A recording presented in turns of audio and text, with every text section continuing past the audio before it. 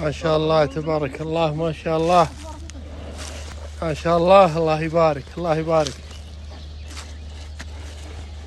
بس وزن وزن وزن وزن الغصن.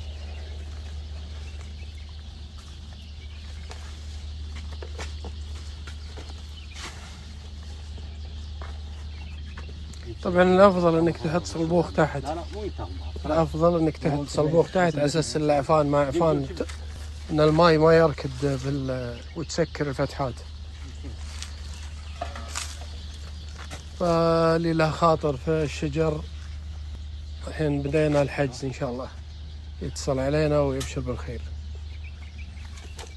طبعا هذا من بداية حياته خارجي، بس اليوم أجواء تبارك الله. الله